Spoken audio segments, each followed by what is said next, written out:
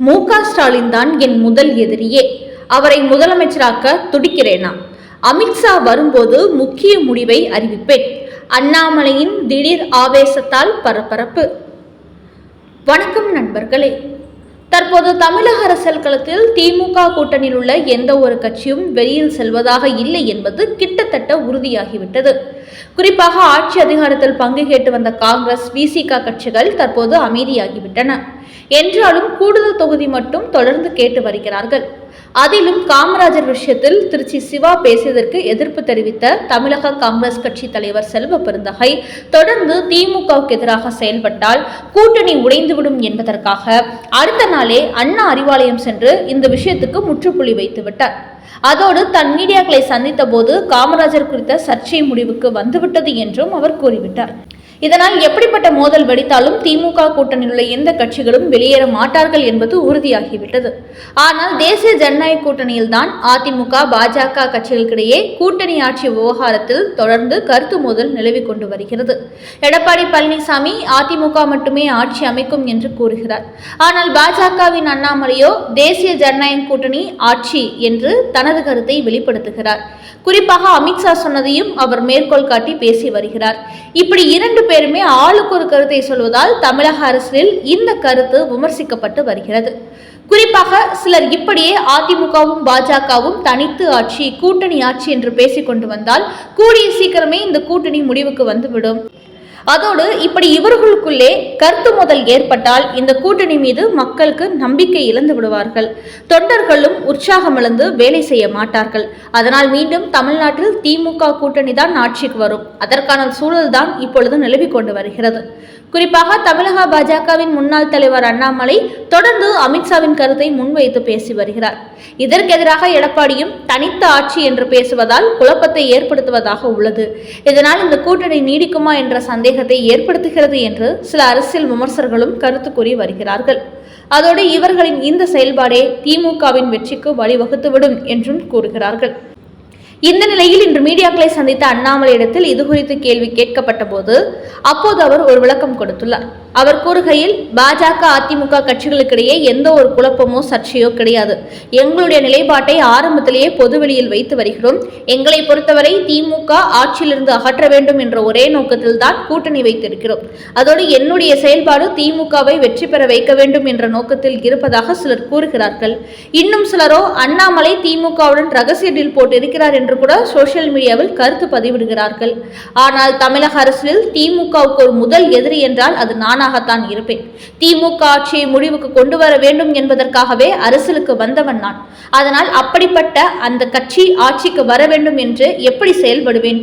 என்றாலும் அதிமுக பாஜக கட்சிகளுக்கிடையே கூட்டணி ஆட்சி விவகாரத்தில் ஏற்பட்டு வரும் இந்த கருத்து முதல் கூடிய சீக்கிரமே ஒரு முடிவுக்கு வரப்போகிறது. அடுத்தபடியாக எங்கள் தலைவர் அமித்ஷா தமிழகம் வரும்போது தேசிய ஜனநாயக கூட்டணி ஆட்சியா தனித்து ஆட்சியா என்ற குழப்பத்திற்கு ஒரு முடிவு காணப்படும். என்னை கேட்டால் இதுவரை அமித்ஷா 3 முறை இது குறித்து கருத்து வெளியிட்டிருக்கிறார். அந்த 3லும் தமிழ்நாட்டில் தேசிய ஜனநாயக கூட்டணி ஆட்சி என்றுதான் கூறியுள்ளார். அதிமுக தான் ஆட்சி அமைக்கும், அந்த கூட்டணியில் பாஜகவும் இடம்பெறும் என்று அவர் தன் நிலைப்பாட்டை கூறி வருகிறார். இப்படித்தான் அவர்கள் கூட்டணி ஒப்பந்தம் போடும்போதும் பேசி இருப்பார்கள் என்று நான் கருதுகிறேன். அப்படி இல்லாமல் திரும்ப திரும்ப அமித்ஷா இந்த விஷயத்தை பேச மாட்டார். அப்படி அவர் பேசுவதனால்தான் எடப்பாடி பழனிசாமி நாங்கள் தனி பெரும்பான்மையுடன் வெற்றி பெற்று ஆட்சியை பிடிப்போம் என்கிறார். அதனால் இந்த 2 விஷயத்தையும் கவனித்து பார்க்க வேண்டும். தனி பெரும்பான்மையுடன் அதிமுக வெற்றி பெறவில்லை என்றால் கூட்டணி ஆட்சிதான் என்பதை எடப்பாடி பழனிசாமி ஒத்துக்கொண்டுள்ளார். அவர் பேச்சின் பின்னணி இதைத்தான் வெளிப்படுத்துகிறது.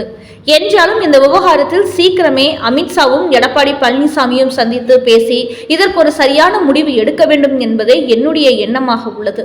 மற்றபடி 2026 சட்டமன்ற தேர்தலை பொறுத்தவரை திமுகவை வீழ்த்த வேண்டும் என்ற ஒற்றை புள்ளியில்தான் அதிமுகவும் பாஜகவும் பயணித்துக் கொண்டிருக்கிறது.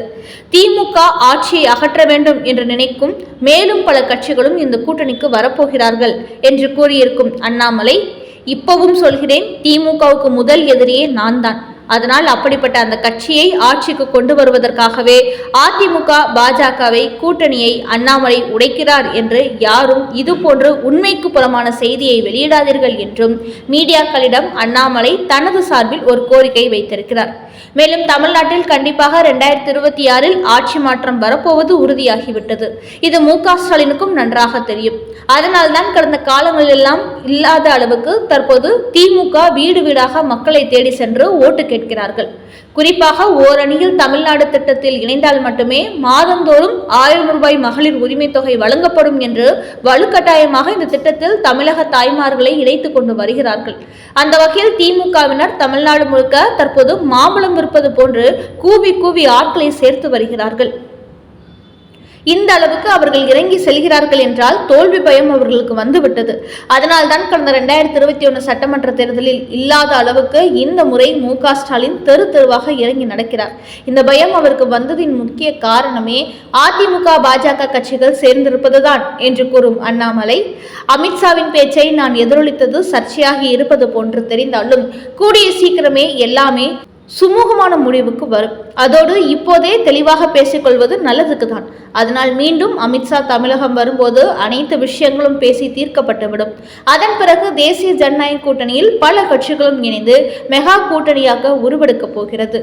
இந்த முறை திமுகவை தேசிய ஜனநாயக கூட்டணி சொல்லி அடிக்கப் போவது உறுதியாகிவிட்டது என்று அண்ணாமலை ஆவேசமாக பேசியுள்ளார்.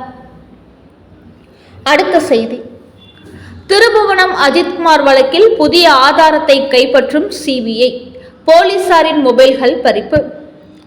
திருபுவனம் கோவில் காவலாளி அஜித்குமார் வழக்கில் சிபிஐ தற்போது தீவிரமான விசாரணையில் ஈடுபட்டு வருகிறது. இதில் சம்பந்தப்பட்ட காவலர்கள் மற்றும் அஜித்குமாரின் சகோதரர் மற்றும் அவரது நண்பர்களிடத்தில் தற்போது சிபிஐ அதிகாரிகள் தீவிரமான விசாரணையில் ஈடுபட்டு வருகிறார்கள். இவர்கள் அத்தனை பேரையுமே இந்த வழக்கில் சிபிஐ முக்கியமான சாட்சிகளாக எடுத்துக்கொண்டுள்ளது. அதோடு இந்த சம்பவம் நடப்பதற்கு முந்தைய நாள் அஜித்குமாரின் சகோதரரை காவல்துறையினர் அழைத்து சென்றுள்ளார்கள். அதனால் அவரை எதற்காக எங்கே அழைத்து சென்றார்கள் என்பது குறித்தும் தற்போது சிபிஐ முக்கிய தகவல்களை விசாரித்து வருகிறது. இந்த விசாரணை வன்னிக்கோட்டை புளியந்தோப்பில் தற்போது நடத்தப்பட்டு வருகிறது. இப்படி இவர்கள் கொடுத்த வாக்குமூலத்தை வைத்து தற்போது மீண்டும் இந்த அஜித்குமாரை வழக்கில் சிறையில் அடைக்கப்பட்டிருக்கும் காவலர்களையும் சிபிஐ அதிகாரிகள் சந்தித்துள்ளார்கள். அப்போது அந்த காவலாளர்களின் செல்போன்களையும் பறிமுதல் செய்து சைபர் கிரைம் போலீசார் மூலம் இந்த சம்பவத்துக்கு முன்பு அவர்கள் யார் யாரிடத்தில் என்னென்ன பேசியுள்ளார்கள் என்பது குறித்த தகவல்களையும் சேகரித்து வருகிறார்கள். இதை வைத்து பார்க்கும்போது இந்த அஜித்குமார் மரண சம்பவம் ஒரே நாளில் எதிர்பாராத விதமாக நடந்தது அல்ல. இது ஏற்கனவே பல நாட்களுக்கு முன்பாகவே திட்டமிட்டு நடத்தப்பட்டு வந்துள்ளது. இறுதியாகத்தான் அஜித்குமாரை தனிப்படை போலீசார் கடுமையாக தாக்கியதாக தற்போது புதிய தகவல்கள் வெளியாகியுள்ளன.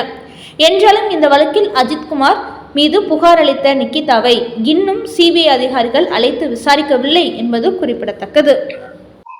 காமராஜர் விவகாரத்தில் கடும் சர்ச்சைகள் சிக்கிய காங்கிரசின் மூத்த தலைவர்கள். கர்ம வீரர் காமராஜர் குளிர் சாதன வசதி இல்லாத அறையில் தூங்கவே மாட்டார் என்று திமுக எம்பி திருச்சி சிவா பேசிய பேச்சு சாதாரண பொதுமக்கள் மத்தியிலும் கடுமையான எதிர்ப்புகளை ஏற்படுத்தி வருகிறது. ஆனால் அந்த காமராஜர் இடம்பெற்ற காங்கிரஸ் கட்சியினரோ பெயரளவுக்கு மட்டும் அதற்கு எதிர்ப்பு தெரிவித்துவிட்டு மீண்டும் திமுகவுடன் கொஞ்சி குலவிக்கொண்டு வருகிறார்கள்.